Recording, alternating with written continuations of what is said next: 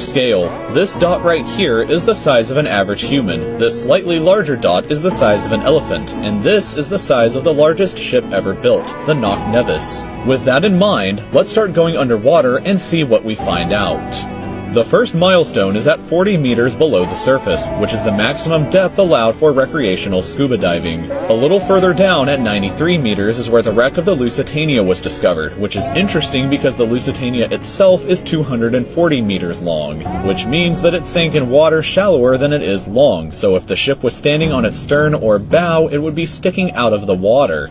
Just slightly deeper than that, at 100 meters, is where diving can become seriously fatal if you're not careful because of decompression sickness. But that didn't stop a man named Herbert Nitsch to accomplish the free diving world record at a depth of 214 meters. This guy swam down to this level with just one single breath. But a little further down at 332 meters, we have the scuba diving world record, which was accomplished by another man named Ahmed Gabir. If he had swam down another 111 meters, then he would have reached the height of the Empire State Building if it was submerged underwater. And a little further than that, at 500 meters below the surface, we arrive at the maximum dive depth of blue whales, the largest creatures on the planet and also the limit of the US Seawolf-class nuclear submarine. At 535 meters, we can witness the maximum dive depth of emperor penguins, and this is when we must bring up the intensity of water pressure. At this level below the surface, the water pressure exerted on a person, or the penguins, would be roughly equivalent to a polar bear standing on a quarter. So further down the depths, at 830 meters, would be the height of the Burj Khalifa in Dubai, the tallest building in the world.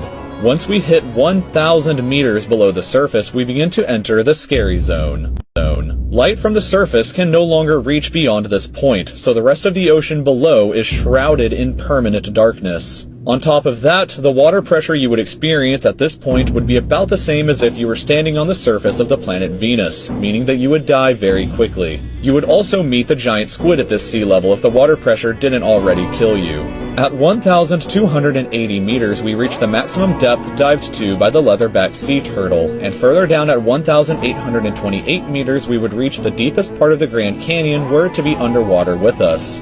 Down at 2,000 meters, we start to encounter some of the more terrifying sea creatures, like the ominously named black dragonfish, a carnivorous beast with a stomach that doesn't allow light to be emitted through it, meaning that since we're in total darkness underwater at this point, the only way you would ever see this thing is with a flashlight. A little further down, at 2,250 meters, we would reach the maximum depth dived to by both sperm whales and the very frightening colossal squid. Sperm whales often have sucker marks and scars left on their bodies from battles with the colossal squid that likely take place at these incredible depths. The squids themselves can grow to be 14 meters long and weigh up to 750 kilograms with eyes the size of a dinner plate and razor-sharp sickles in the middle of their tentacles. So yeah, good luck with that down there. Way further down at 3,800 meters, we can find the wreck of the RMS Titanic. And a bit past that, at 4,000 meters, we start to enter the abyssal zone of the ocean. Water pressure is at an astonishing 11,000 pounds per square inch down here, and there are numerous strange, almost alien-like creatures that inhabit these depths, such as the fangtooth, anglerfish, and viperfish.